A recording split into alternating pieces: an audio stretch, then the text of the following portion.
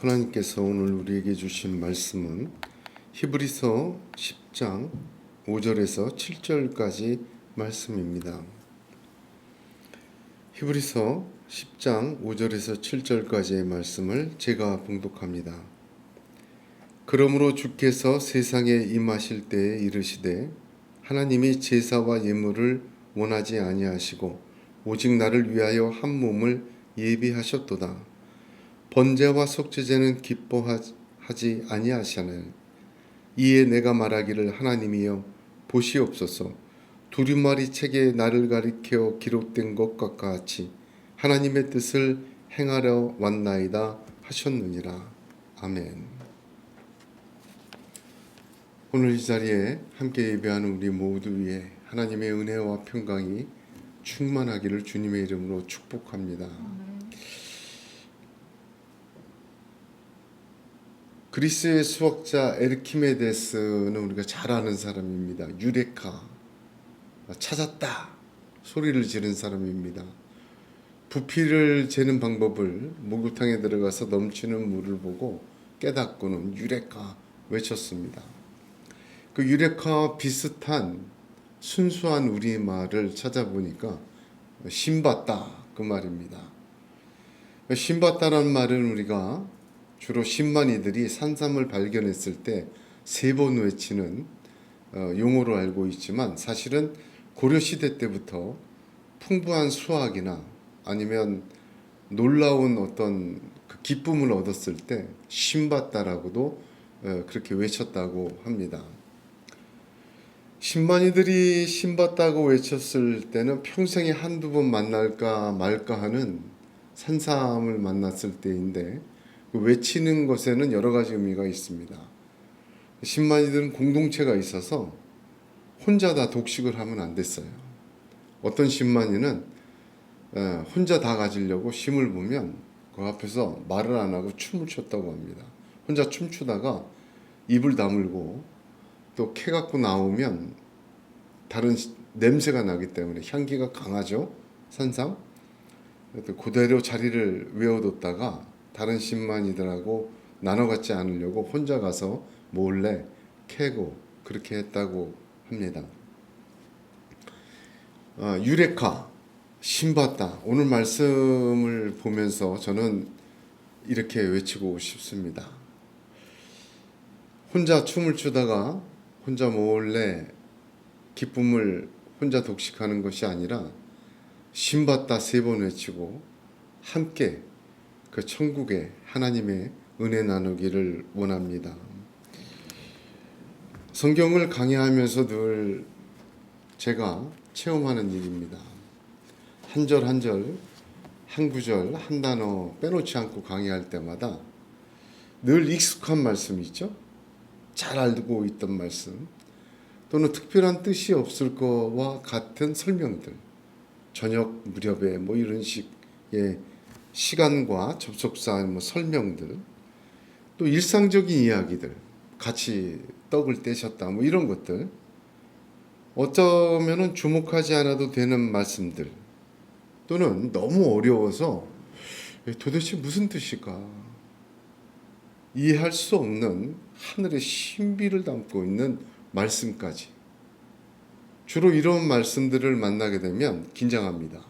왜냐하면 20년 동안 강의를 하다 보니까 그런 말씀을 만나면 숨겨진 보물상자를 만나는 것과 같아요. 다시 마음을 하나님으로 향하여 활짝 열고 엎드리고 읽고 또 읽고 묵상하고 한 글자, 한 단어, 한 단락 또 좌우에 연결된 것까지 깊이 되새김질을 하다 보면, 그리고 그 뜻을 통하여 그 말씀을 통하여 아무것도 아닌 말씀이 아니라 가장 깊은 하나님의 지혜가 담겨져 있는 말씀이라는 고백과 붙듦으로 엎드리고 기도하고 말씀을 볼 때마다 너무나도 놀라운 하나님의 은혜를 열어 보여주시는 것을 매번 체험하게 됩니다. 시편에 있는 것처럼 내 눈을 열어 주의 법에 기이한 것을 보여주시는 하나님을 찬양합니다. 내가 익히 알고 있던 말씀은 내가 익히 그 깊이만 알고 멈춘 말씀이에요. 너무 어려운 말씀은 하늘의 놀라운 신비와 지혜가 담겨 있어서 육신과 내 눈과 마음으로 깨달을 수 없기에 성령의 여러 보여주심이 필요한 말씀입니다. 주실 때까지 기도해야 되죠. 주목하지 않아도 되는 설명들에는 하나님께서 몇 겹으로 쌓여 놓으신 깊은 진리와 배려가 들어있고, 왜 이렇게 숨겨 놓으셨을까 생각해 보면 숨겨 놓으신 것이 아니라 우리가 다 이해할 수 없고 우리의 눈과 마음과 생각으로 깨달을 수 없는 하늘의 진리를 던져주신 거예요. 주신 거예요. 하나님의 음성을 연구하고 되새김질하지만 제일 중요한 것은 간절함입니다.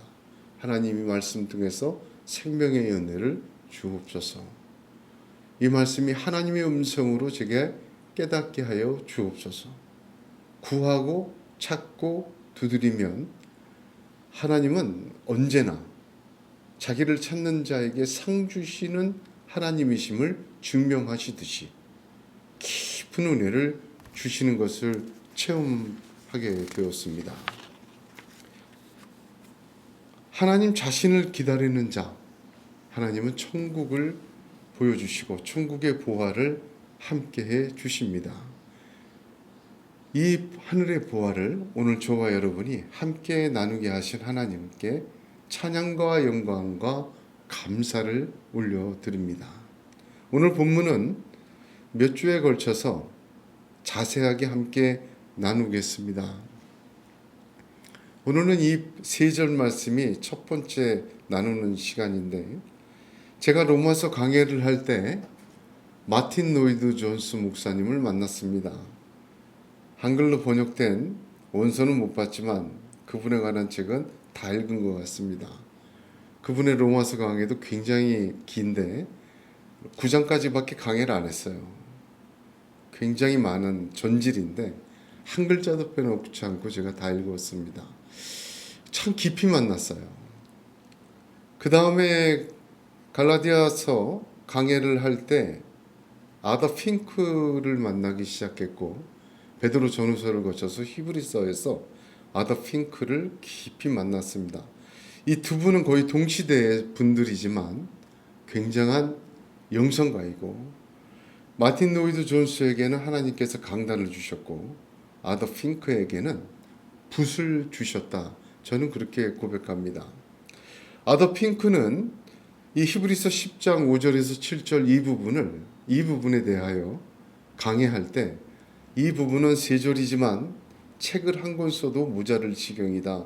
그렇게 표현을 했습니다. 저도 마찬가지입니다. 책 한 권이 아니라 책 10권을 써도 모자랄 만한 놀라운 은혜와 보화가 담겨져 있기 때문입니다. 아니, 그 이상으로 중요합니다. 왜 그러냐? 이 세 절은 예수님의 기도이기 때문입니다. 우리가 성경을 보게 되면 복음서에 예수님의 기도 많이 있죠. 겟세마네에서도 기도하셨고 한적한 곳에도 기도하셨고, 기도하신 내용이 다 복음서에 다 여러 번 기록이 되어 있어요. 그런데 이게 중요한 건데요. 그 기도들은 예수님이 이 땅에 와서 육신을 입고 하신 기도예요.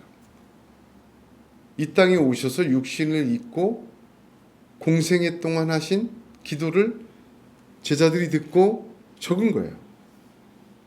그런데 오늘 본문의 기도는 예수님께서 이 땅에 오시기 전에 오실 때 하신 기도입니다. 이거 누가 들었겠습니까? 성령만 알고 계시죠. 성령은 하나님의 깊은 것을 통찰하시는 분입니다. 그 성령께서 히브리서 말씀을 통하여 바울을 통하여 저와 여러분에게 예수님이 이 땅에 오시기 전에 하나님께 드렸던 기도를 지금 저와 여러분에게 알려주신 것입니다. 여기에 깊은 은혜가 있어요. 얼마나 깊은지 모릅니다. 얼마나 놀라운지 모릅니다. 지금 5절에서 7절까지는 시편 40편을 인용한 거예요. 그대로 인용도 안 했습니다. 시편 40편은 다윗의 기도인데 어떻게 예수님이 이 땅에 오기 전에 하신 기도인가?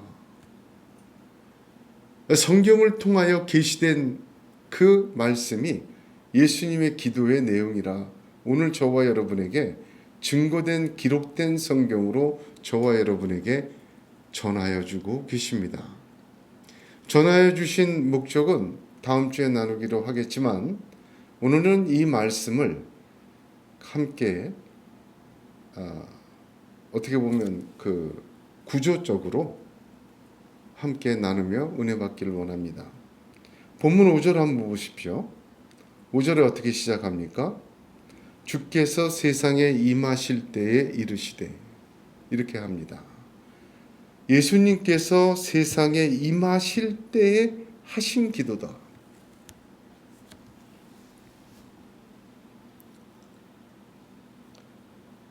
주님께서 동정녀 마리아의 몸을 입으시고 이 땅에 오셨죠.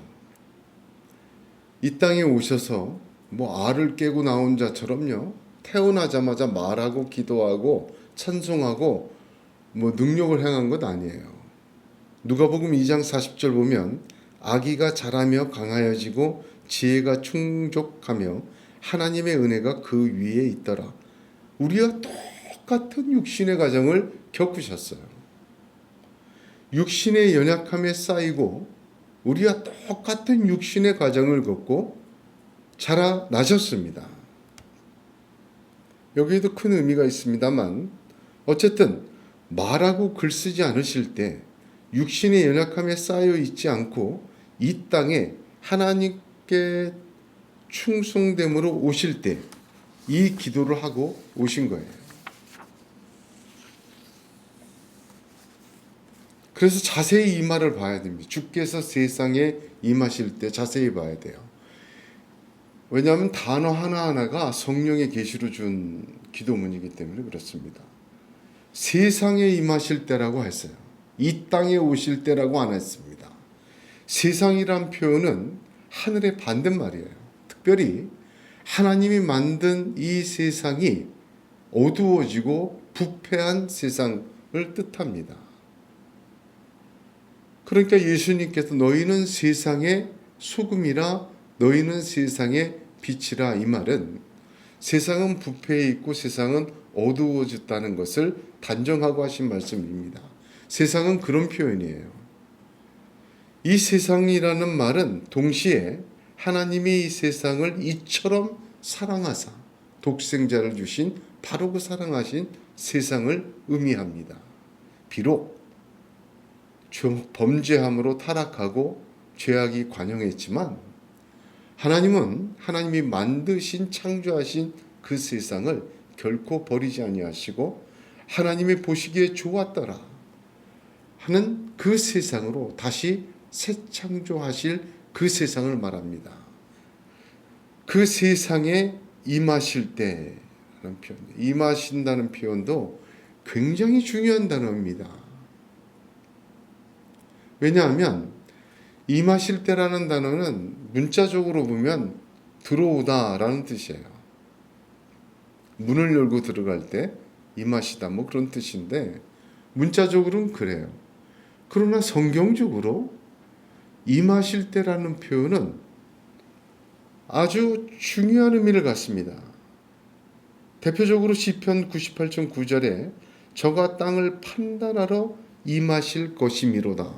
마치 재판장이 재판석에 딱 등장하는 것, 들어와 서는 것, 그런 걸 의미해요. 또 하나는 이사야서 40장 10절에 보라 주 여호와께서 장차 강한 자로 임하실 것이요 친히 그 팔로 다스리실 것이라. 보라 상급이 그에게 있고 보응이 그 앞에 있다. 통치자로 이 세상에 자기를 떠나고 범죄한 세상에 임하시는 거예요. 그러니까 임하시다는 표현은 성경을 찾아보게 되면 5번밖에 나오질 않지만 독특한 표현입니다. 왕으로 재판장으로 완전히 오시는 거예요. 이 땅에 들어오실 때라고 표현하지 않았습니다. 세상에 임하실 때라고 표현했어요. 왜 그렇습니까? 이중적인 의미를 갖는 거예요. 단순히 들어오신 것뿐만 아니라 다시 들어오실 것을 염두에 두고 왕으로 재판장으로 다시 임하실 주님을 염두에 두고 임하신다는 표현을 여기 기록한 것입니다. 그러므로 임하실 때라는 표현을 쓰면서 세상에 들어오신 게 아니라 임하신 거고 다시 임하실 것이다. 이 겹쳐 보여주시는 거죠. 마태복음 12장 32절에 또 누구든지 말로 인자를 거역하면 사하심을 얻되 누구든지 말로 세상을 거역하면 이 세상과 오는 세상에도 사하심을 얻지 못하리라. 이 세상이 있으면 오는 세상이 있어요. 지금 임하셨으면 심판자로 재판장으로 다스리심으로 큰 왕적 권위로 임하실 때가 있습니다. 처음에 임하심은 구세주로 겸손히 죄를 대속하기에 임하셨으면 두 번째 임하실 때는 왕으로 재판장으로 임하십니다. 그래서 임하실 때라는 표현을 썼어요. 어두워졌지만 하나님이 사랑하시는 이 땅에 그 백성들을 구원하시려고 하나님은 임하셨고 임하실 것입니다. 암시하고 있는 말씀이에요. 그러니까 오늘 기도의 시작이 뭐라고 되어 있습니까? 주께서 세상에 임하실 때 이런 기도 하셨다. 주께서 세상에 임하실 때 이런 기도 하셨어요. 왜 우리에게 알려주십니까? 다시 임하실 때 이 기도처럼 주님과 함께 이 땅을 살아내는 사람 하나님이 원하시고 하나님이 가르쳐 주시고 이런 기도하라 그렇게 열어보여 주신 것입니다.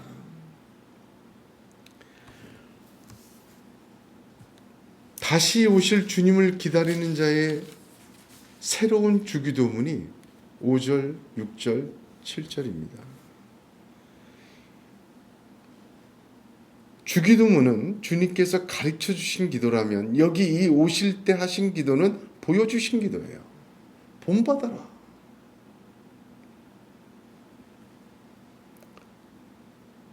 이 땅에서 주님과 동행하며 오는 세상을 기다리는 성도들에게 주님과 함께 이 세상에서 하나님의 뜻을 이루는 기도가 오늘의 기도입니다. 세상에 임하실 때 하신 기도는 성령께서 알려주신 주님의 육신 전의 기도요. 다시 임하실 주님을 만나 우리에게 알려주신 것은 이 세상에서 이렇게 기도하신 주님과 함께 기도하다가 오는 세상에서 주님과 함께 영광을 돌리게 하시는 것입니다. 할렐루야.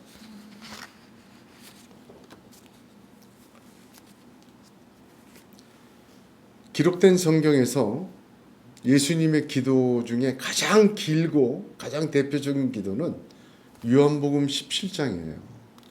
우리는 이거를 대제사장적 기도라 그렇게 이야기를 합니다. 예수님이 십자가 지시기 직전에 하신 기도 있는데 이 가장 긴 기도문 얼마나 귀한지 모릅니다. 매튜 헨리라는 아주 오래 유명한 주석가가 있습니다. 그는 세상에서 드려진 기도 중에 가장 탁월한 기도이다 라고 요한복음 17장 예수님의 대제사장적 기도를 말하였습니다. 존 녹스라는 분이 있어요. 종교개혁자인데 그는 마지막 병상에서 이 기도문을 외우고 기도하다 죽었다고 합니다. 어떤 신학자는 요한복음 17장 예수님의 이 기도문이 성경 전체의 가장 위대한 기록이라 그렇게 평가하였습니다.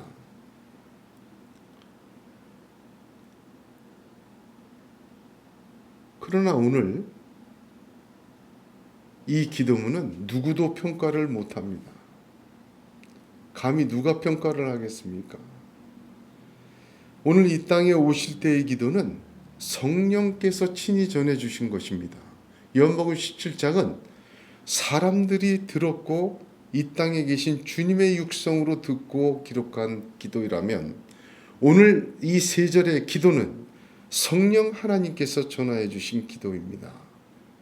어떠면 그런 의미에서 너무나도 중요하다, 많은 의미가 있다 생각하지 않을 수가 없습니다. 이 기도의 핵심은 한마디로 순종입니다.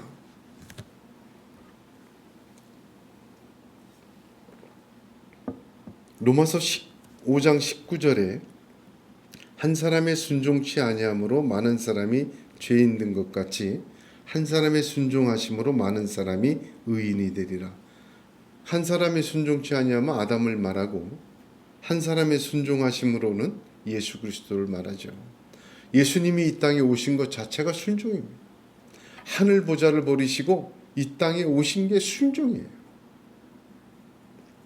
그래서 빌립보서 2장 5절에서부터 이렇게 말합니다. 너희 안에 이 마음을 품으라. 곧 그리스도 예수의 마음이니 그는 근본 하나님의 본체시나 하나님과 동등됨을 취할 것으로 여기지 아니하시고 오히려 자기를 비워 종의 형체를 가져 사람들과 같이 되었고 사람의 모양으로 나타나셨음에 자기를 낮추고 죽기까지 복종하셨으니 곧 십자가에 죽으심이라. 이러므로 하나님이 그를 지극히 높여 모든 이름 위에 뛰어난 이름을 주사 하늘에 있는 자들과 땅에 있는 자들과 땅 아래에 있는 자들로 모든 무릎을 예수의 이름에 꿇게 하시고 모든 입으로 예수 그리스도를 주라 시인하여 하나님 아버지께 영광을 돌리게 하셨느니라. 주님이 이 땅에 오실 때 마음이죠. 이 땅에 오셔서 하신 것도 죽기까지 복종인데 이 마음 본받으라 했죠. 여러분, 이 기도는 우리가 이 땅에 살 때 주님과 동행하면서 해야 될 기도입니다. 그래서 성령께서 임하실 때 누구도 듣지 못한 기도를 저와 여러분에게 전하여 주신 것입니다. 하나님은 그렇게 주님과 함께 기도하고 순종하는 자, 이 땅의 삶을 통하여 하나님 영광 받으시고 그를 높이시고 그를 통하여 하나님께서 놀라운 승리의 영광을 주실 줄로 믿으시기를 바랍니다. 하나님은 오늘 이 기도를 저와 여러분에게도 알게 하셨습니다. 베드로 사도는 베드로 3장 전서 3장 20절에 그들은 전에 노아의 날 방주 예비할 동안 하나님이 오래 참고 기다리실 때에 순종치 아니하던 자들이라. 멸망받은 자들을 한마디로 정의한다. 순종하지 아니한 자라고 했어요. 죄악이 관영해서 음란하고 속이고 강포하고 그런 거 다 한마디로 다 틀면 그 정의가 순종치 아니하는 것입니다. 순종은 구원의 필수적인 것입니다. 바울은 로마서 6장 16절에서 18절에 너희 자신을 종으로 내어주어 누구에게 순종하든지 그 순종함을 받는 자의 종이 되는 줄을 너희가 알지 못하느냐. 혹은 죄의 종으로 사망에 이르고 혹은 순종의 종으로 의에 이르니라.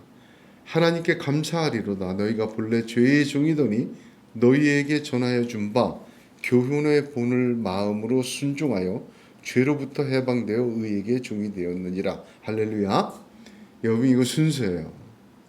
죄를 이기는 게 아닙니다. 죄는 죄에 대하여 죽는 거예요. 그 방법은 무엇입니까? 죽는 방법은. 죄에 대하여 죽는 방법은 뭐예요? 오늘 본문에 있잖아요. 로마서 6장 지금 얘기했잖아요. 너희에게 전하여 준 바. 전하여 준 바는 뭐예요? 하나님이 사도들을 통해 전해주신 성경의 말씀, 교훈의 본을 마음으로 순종하는 게 죄에 대하여 죽는 방법입니다. 우리 힘으로 못해요. 주신 말씀을 붙들고 마음으로 순종해 나갈 때 죄에 대하여 죽습니다. 죄에 대하여 승리합니다. 해방됩니다. 왜? 우리는 의의 종이 되고 말씀의 종이 되고 하나님의 종이 되기 때문에. 왜? 그분의 말씀만 듣고 그분을 따라하고 그분을 순종하기 때문에. 할렐루야. 그 속에 성령의 역사가 있는 거예요. 순종은 구원은 은혜로 받았지만 구원을 이루고 또한 구원의 하나님의 능력의 역사가 다 이루어지는 것은 순종이라는 통로를 통해 이루어집니다. 그러므로 얼마나 중요합니까? 순종 자체를 아무리 설명해도 모자릅니다. 그런데 오늘 본문 보세요. 순종에는요, 제일 먼저 중요한 것이 기도랍니다. 예수님이 이 땅에 임하실 때 그냥 주님, 하나님 저 갑니다. 지금 창조 때부터 지금까지 말씀하시고 같이 봐왔으니 이제 때가 이르렀음에 제가 갑니다. 보고하고 오지 않으셨어요. 기도하고 오셨어요. 순종을 서약하고 오셨어요. 여러분, 순종에는 기도가 반드시 필요합니다. 참된 순종은요, 순종의 기도는 끈과 같아요. 끈. 여러분, 풍선 아시죠? 풍선이 요만하다가 바람을 잔뜩 넣으면 커다란 모습이 되고 하늘로 뜹니다. 끈이 없으면 어떻게 됩니까?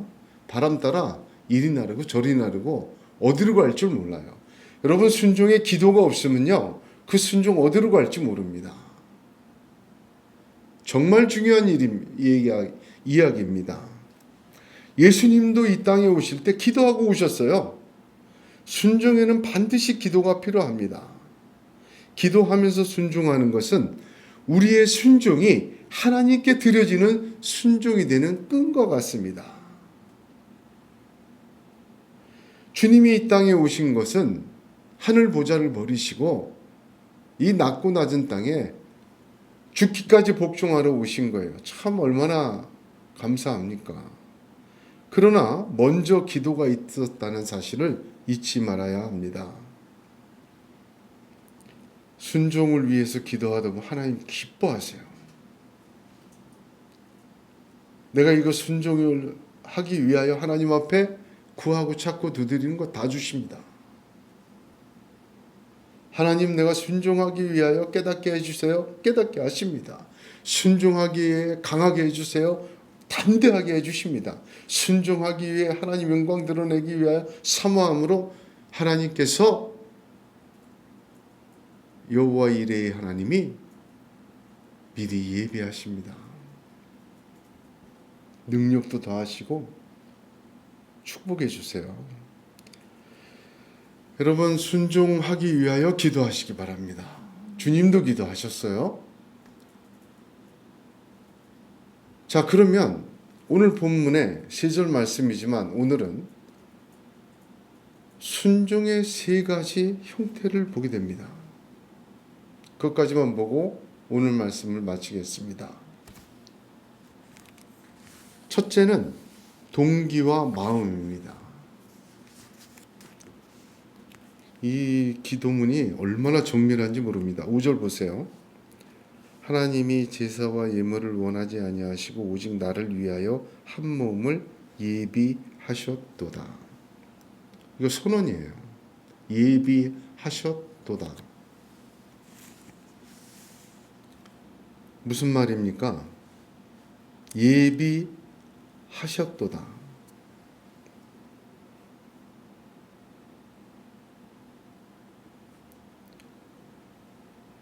요나는요, 물고기 뱃속에 들어앉아 있어도 기도했잖아요.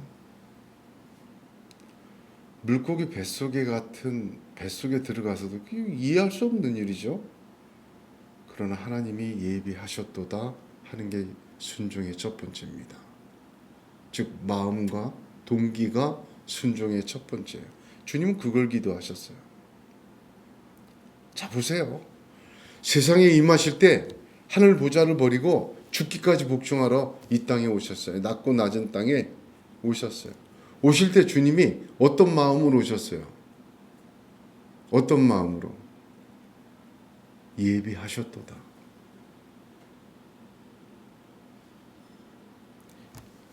너무나도 중요한 말씀입니다. 우리가 당하는 모든 일에 하나님이 예비하심이 있음을 선언하는 게 그 동기와 마음, 그 선언이 순종의 첫 번째 주님의 기도였어요. 저와 여러분에게도 그렇게 되기를 축복합니다. 다윗은 자기 인생의 우여곡절을 많이 겪었죠. 우리는 화려한 승리와 왕이 된 사실만 알지만 다윗 이야기의 대부분은 사실은 죽도록 고생한 이야기예요. 사울의 눈밖에 나서요. 굴 속에서 살았고요. 목숨을 부지하려고 지금도 싸우고 있는 팔레스틴 블레셋으로 들어가면 거기 외에는 살 데가 없었어요. 이 블레셋에 들어가서 어떻게 합니까? 거품을 흘리며 미친 짓을 했어요. 아유, 미친 거 건드리지 말자 하고 내버려 둘 정도로, 그리고 목숨을 유지했어요.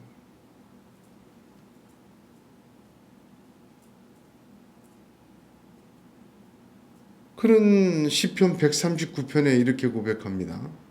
내가 하늘에 올라갈지라도 거기 계시며 스월, 지옥이죠. 내 자리를 펼지라도 거기 계시나이다. 내가 새벽 날개를 치며 바다 끝에 가서 거주할지라도 거기서도 주의 손이 나를 인도하시며 주의 오른손이 나를 붙드시리이다. 예비하셨도다. 이런 고백.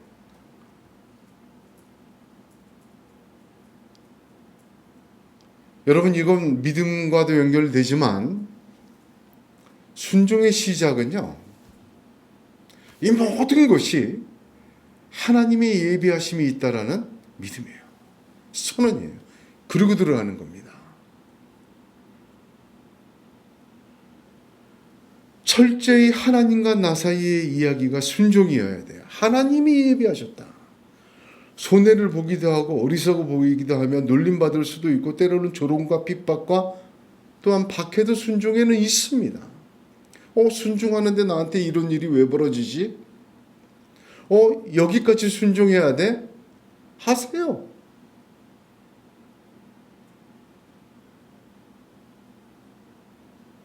순종에는요, 하나님이 예비하셨다는 고백과 마음의 동기가 필요합니다. 그게 출발이에요. 저 이 말씀 보면서 놀라웠습니다.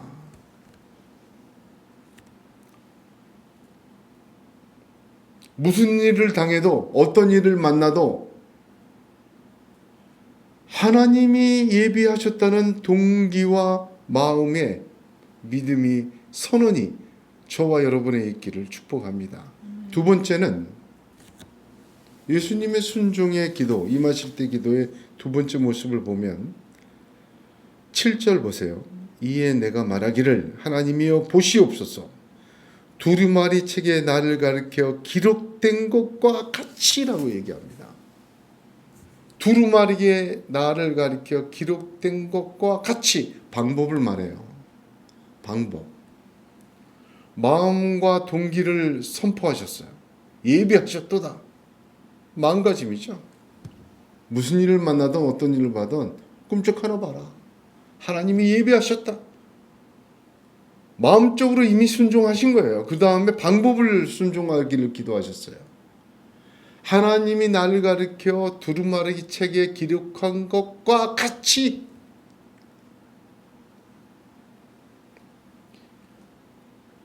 순종의 방법은 성경대로이어야 합니다.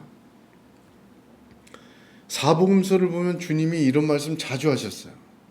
내가 만일 그렇게 하면 이런 일이 있으리라 한 성경이 어떻게 이루어지리요 하시더라. 그러나 이렇게 된 것은 다 선지자의 글을 이루려 함이라 하시더라. 이에 제자들이 다 예수를 버리고 도망하니라. 예수님 자신이 이 기도하고 오신 건 맞아요. 왜? 두루마리 책에 나의 기록한 것과 같이라는 방법대로 이 땅에 살다 죽으시고 부활하시고 승천하셨어요. 순종은 과정이 중요합니다. 순종은 방법을 꽁 잡는 게 매가 아니에요. 이거 굉장히 중요한 말씀입니다. 오늘날 어떻게 보면 하나님 영광을 위해서 범법함도 서슴지 않는 것들을 보게 됩니다. 그 하나님 영광이라고 말은 한 거죠. 자기 영광과 자기 유익을 위해서 하는 짓들이죠.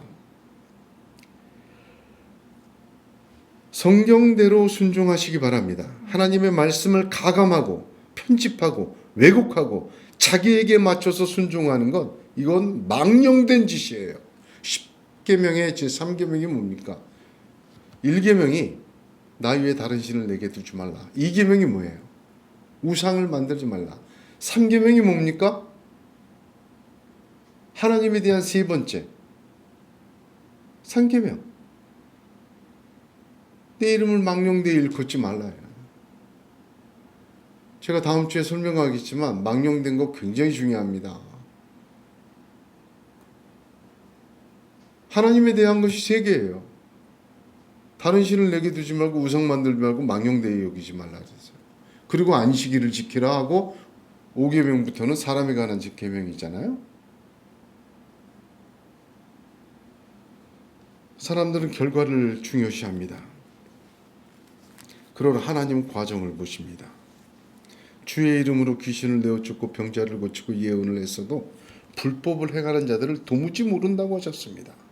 여기 불법이란 말은 무슨 뜻이죠? 과정입니다. 방법입니다. 성경대로 기록된 것과 같이 순종하시기를 축복합니다. 순종할 동기와 마음이 하나님 앞에 있다면 방법을 몰라서 못할 수가 있어요. 그런데 그것은 핑계입니다.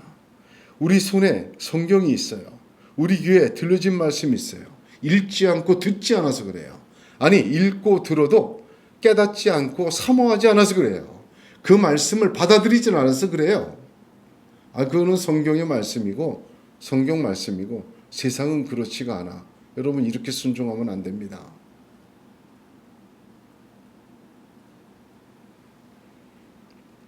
기록된 대로 따라갈 때 하나님 그 과정 자체에서 영광 받으십니다. 기록된 대로 따라가는 동안 하나님은 그 사람을 이 땅에서 축복하시고 하늘에서도 영원한 별과 같이 축복하심을 믿으시기를 축복합니다.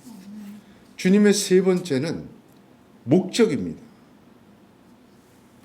자, 첫 번째가 뭐라고 얘기했어요? 동기와 마음.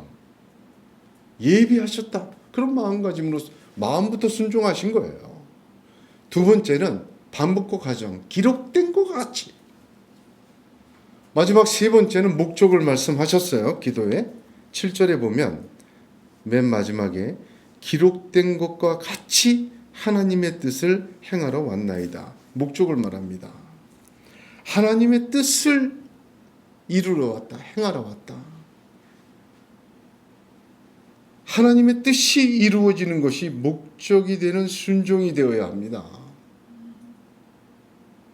어떤 사람은 순종조차 보상을 위한 절차로 만들어버리는 사람이 있어요. 여러분, 큰일 날 짓입니다.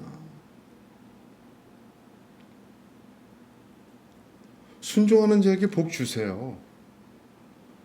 아까 빌립보서 2장에도 로마서 6장에도 말씀하셨죠. 복 주세요. 근데 여러분, 제비다리를 부러뜨린 자와 부러진 다리를 고쳐준 자하고 차이점이 있지 않습니까? 목적의 차이성이에요. 씨를 물고 와서 보화를 얻으려고 멀쩡한 다리 부러뜨리는 거, 목적이 자기가 된 자들입니다. 사람들이 알아듣기 쉽게 그렇게 얘기를 해야 돼요. 천만에 알아듣기 쉽게 얘기했으면 성경을 왜 주셨습니까? 성경을 전하여 준 대로 전하는 것, 그것이 사명 아니겠습니까? 멀쩡한 제비다리 부러뜨려서 고쳐주고 박씨를 얻어서 보화를 얻어라, 이렇게 말하면 안 됩니다. 목적은 뭐예요? 하나님의 뜻을 행하러 왔나이다. 너무 중요하지 않습니까? 이거 쉽지가 않아요. 순종의 목적은 하나님의 뜻을 행하는 것입니다. 자기의 뜻과 자기의 이익과 자기의 보상과 자기의 명성을 위하여 순종하는 것 아닙니다. 그건 순종이 아니죠. 그건 순종이라고 말하지 않습니다. 이용이라고 말하죠. 철저히 하나님의 뜻이 하늘에서처럼 이 땅에 이루어지는 것이 순종입니다. 목적을 잃으면 안 됩니다. 요한일서 2장 17절에 이 세상도 그 정욕도 지나가되 오직 하나님의 뜻을 행하는 자는 영원히 거하느니라 하셨습니다. 그렇습니다. 이 땅의 것은 다 지나갑니다. 지금도 가고 있습니다. 오직 하나님의 뜻을 행하는 자 영원합니다. 여러분, 오늘 예수님이 이 땅에 임하실 때 하던 기도를 성령께서 저와 여러분에게 가르쳐 주셨습니다. 동기와 마음이 순종에는 기도가 제일 중요하다. 끈 것 같다. 동기와 마음을 기도하셨으면 예비하셨도다. 방법을 기도하셨어요. 기록된 것 같이. 그 다음에 순종의 목적을 분명히 기도하셨어요. 하나님의 뜻을 이루십니다. 저와 여러분의 이 땅의 삶이 주님과 동행하는 삶이 되기를 원합니다. 그 주님이 다시 임하실 때 그 주님처럼 이러한 기도를 동일하게 하며 하나님 앞에 하나님의 뜻을 이룬 자, 하나님 하늘의 별과 같이 빛나는 축복으로 이 땅에서부터 영원까지 부어주실 줄로 믿습니다. 그렇게 되시기를 주님의 이름으로 축복합니다. 기도하겠습니다.